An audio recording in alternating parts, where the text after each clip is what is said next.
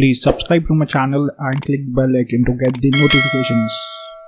Hello दोस्तों, welcome back to the channel. मेरा नाम ज़हीर है। आज इस वीडियो में मैं आपको सपोर्ट एंड रेसिस्टेंट कैसा ड्रॉ करना है और उसके पीछे क्या साइकोलॉजी है सपोर्ट एंड रेसिस्टेंट क्रिएट होने के लिए, तो मैं बहुत ही डिटेली आपको समझाया इस वीडियो के अंदर।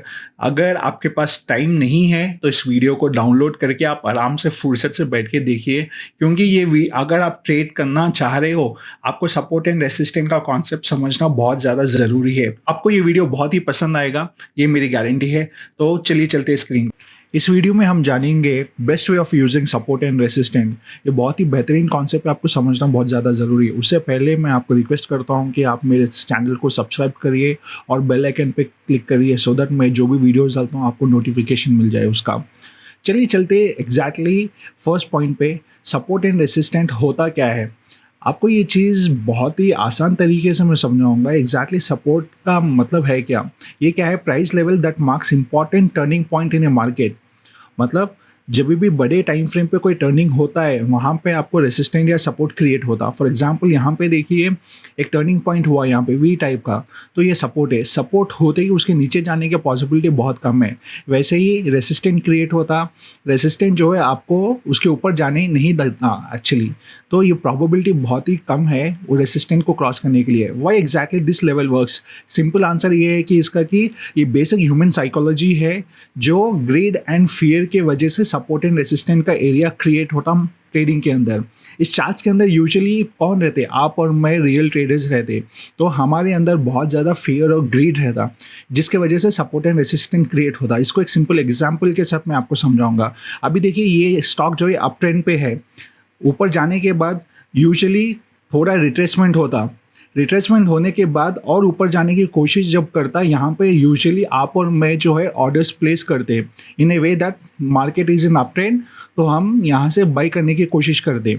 जब भी इमीडिएटली हम बाई करते वो एग्जैक्टली नीचे आ जाता, तो यहाँ पे क्या है, हमें समझ में आता मार्केट जो है रिवर्सल होने के चांसेस बहुत ज़्यादा है। अभी यहाँ पे क्या होता है, जब भी आप ट्रेड लिए तो आपके लॉसेस ज़्यादा दिखते हैं टर्मिनल पे। जब भी आप अपना ब्रेक इवन पॉइंट पे आता, जो स्टॉक जो है ब्रेक इवन पॉइंट पे आता, जो पेशेंसली वेट करते हैं, वहाँ पे जो है आप अपने स्टॉक्स को छोड़ देते, मतलब एग्जिट कर देते ब्रेक इवन पॉइंट पे। यहाँ पे एग्जैक्टली जब भी जो भी ऑर्डर्स क्रिएट है, तो वो ब्रेक इवन पे जब एग्जिट होते इमीडिएटली फॉल वहाँ को दिख जाता। वहाँ पे ये एरिया जो है हमें क्रिएट हो जाता है रेसिस्टेंट का, क्योंकि यहाँ से ऊपर नहीं जा रहा, सो यहाँ से फियर शुरू हो जाता, मार्केट ऊपर जाने वाला नहीं है, इसलिए वो एरिया जो है रेसिस्टेंट का एरिया क्रिएट हो जाता। This is how the market psychology work.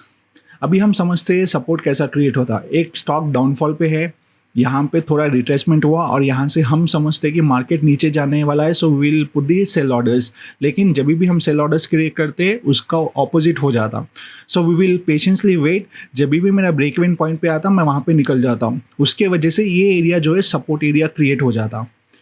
इस तरह से साइकोलॉजी आपको यूज़ करना पड़ेगा जब सपोर्ट एंड रेसिस्टेंट के अंदर आप ट्रेड करते हो। Let us understand how exactly this identify कर सकते हैं हम सपोर्ट एंड रेसिस्टेंट को। अभी देखिए most traders don't know actually कि सपोर्ट एंड रेसिस्टेंट कैसा ड्रॉ करना।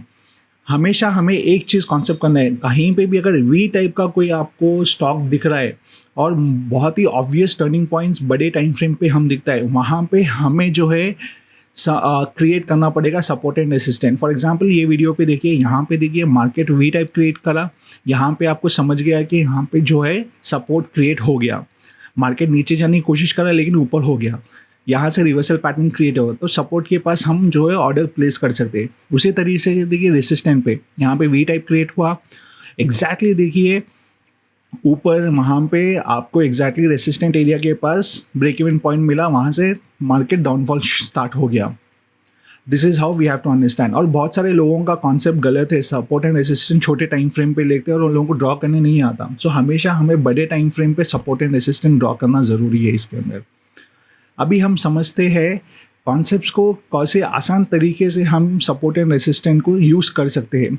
एक मेजर टर्निंग पॉइंट होना हमें बहुत ज़्यादा ज़रूरी है। छोटे टाइम फ्रेम पे कभी भी हमें सपोर्ट एंड रेसिस्टेंट को फाइंड नहीं करना, मिनिमम 15 मिनट्स का टाइम फ्रेम पे हम यूज़ करना। और हमेशा सपोर्ट एंड रेसिस्टेंट जो है बाइपोलर इन नेचर है। जब भी कोई रेसिस्टेंट ब्रेक होता है वो इमीडिएटली सपोर्ट बन जाता और वहाँ से मार्केट ऊपर हो जाता। सेम तरीके से सपोर्ट अगर ब्रेक हुआ वो रेसिस्टेंट बन जाता, उसके बाद मार्केट उसका ऑपोजिट डायरेक्शन में जाता। हम इसको समझेंगे एक मूविंग एवरेज के कैसा इसको यूज़ कर सकते हैं जब ट्रेड करना है। अभी इस एरिया में देखिए 50 पीरियड्स का मूविंग एवरेज हम यहाँ पे प्लान करें। अब एग्जैक्टली यहाँ पे एक रेसिस्टेंट एरिया क्रिएट हो गया, रेसिस्टेंट ब्रेक हुआ, उसके साथ साथ मूविंग एवरेज के पास भी उसको सपोर्ट मिल रहा है। यहाँ पे हमें कॉन्फिडेंटली ट्रेड ले सकते हैं ऊपर का। आप इस एरिया में एग्जैक्टली देखिए कंसोलिडेशन के पास सपोर्ट कहाँ पे मिल रहा है, मूविंग एवरेज उसको जो सपोर्ट दे रहा है, और एक वहाँ पे एक रेसिस्टेंट जो ब्रेक हुआ वो भी हमें वो एरिया पे सपोर्ट मिल जाता है।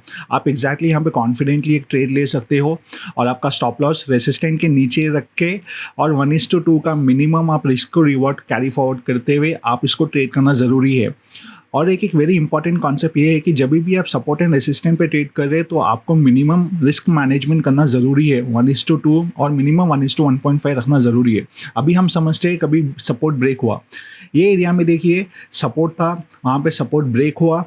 अभी हमें वेट करना है EM में जब भी सपोर्ट एरिया के पास और जो ब्रेक होने के बाद रेसिस्टेंट हमें बनता है, वहाँ पे हमें वेट करके आप एग्जैक्टली देखिए वहाँ पे रेसिस्टेंट मिला, एग्जैक्टली आप वहाँ पे क्या कर सकते हो, एक एंट्री क्रिएट कर सकते हो।